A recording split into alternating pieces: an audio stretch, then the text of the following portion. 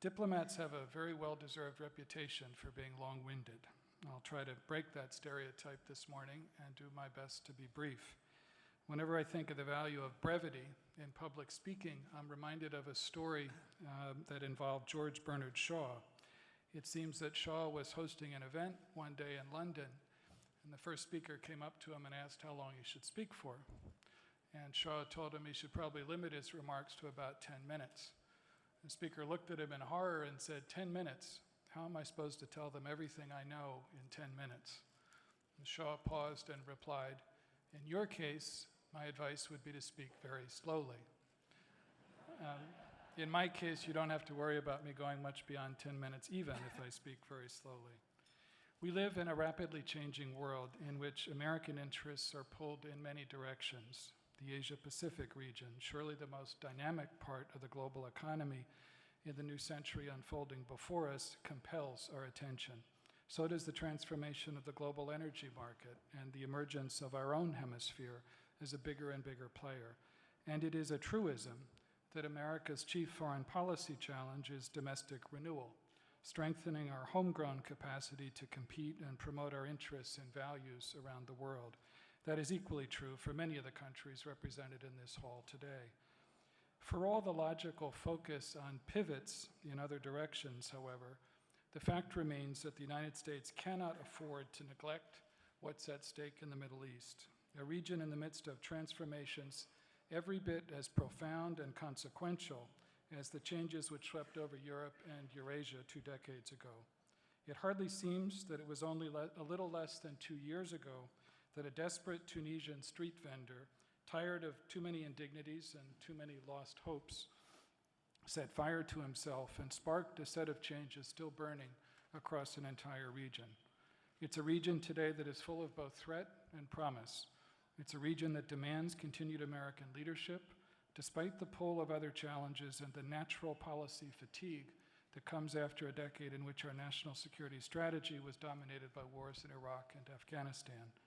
To frame a quick look at the United States and the region in the years ahead, let me make just a few general observations. Stability is not a static phenomenon in the Middle East, and no society is immune from the pressures which have already swept away a number of sclerotic regimes. It's important to use a wide lens in pursuing regional security, the focus of the Manama Dialogue, and to understand that enduring security is only partly about military levers and military partnerships and counterterrorism cooperation, as crucial as those tools are.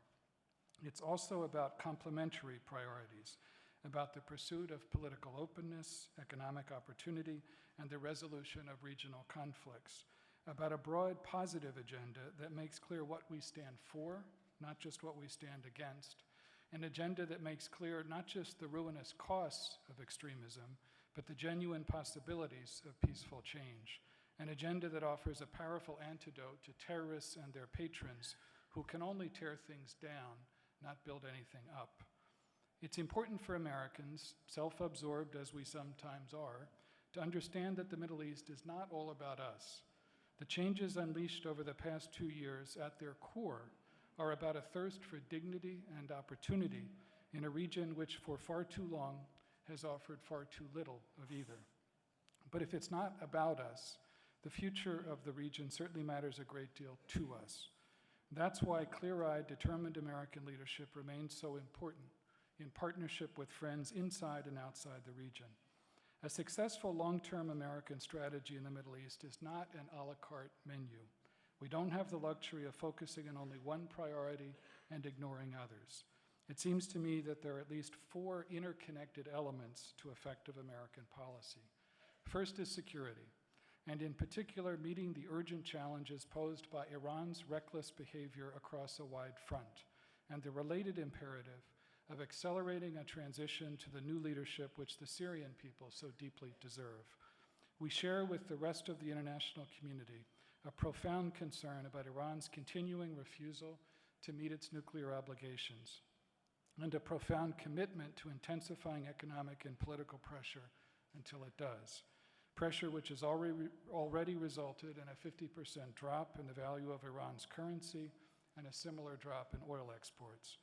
As Secretary Clinton made clear again last week, the United States is ready for a serious negotiation, along with our P5+1 partners, if Iran is serious about meeting its international obligations.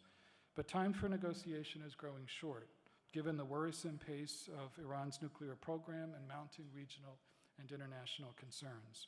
Meanwhile, beyond the nuclear issue, we see a continuing pattern of Iranian and Iranian proxy threats around the world, from Bangkok to Bulgaria, and especially in this region.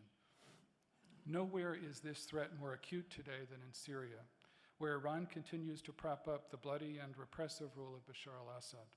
The longer the conflict in Syria continues, the greater the human tragedy for the Syrian people, and the greater the danger of spillover into a neighborhood which already has more than its share of problems and insecurity.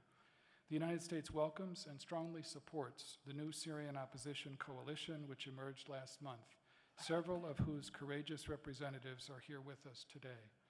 We have provided over $250 million in humanitarian and non-lethal assistance and worked hard to achieve this week's positive NATO decision to deploy Patriots to help meet Turkey's security needs.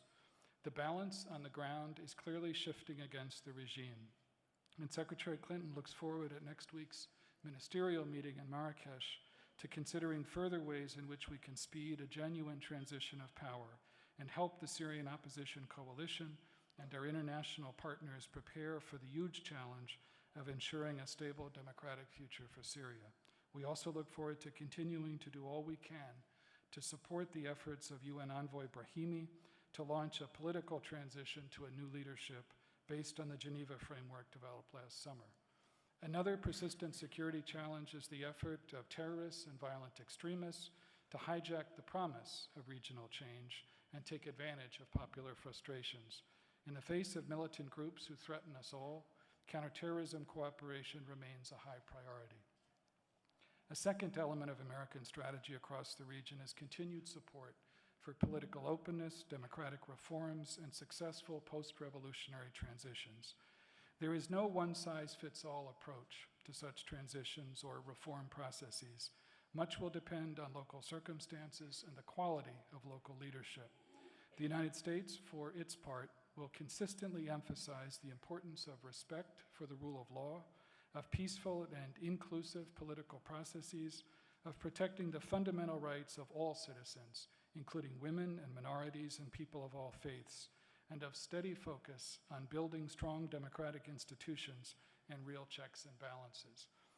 In societies which have gone through revolutions, we'll try to be plain-spoken about our concerns.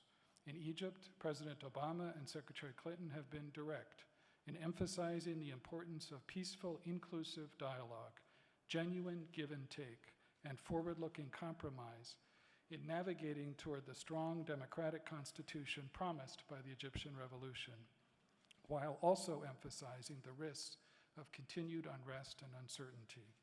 For all its obvious fragility, Libya's transition deserves our sustained support. So does Tunisia's and Yemen's. Nor can we afford to neglect Iraq or the significance of its continuing integration into the Arab world.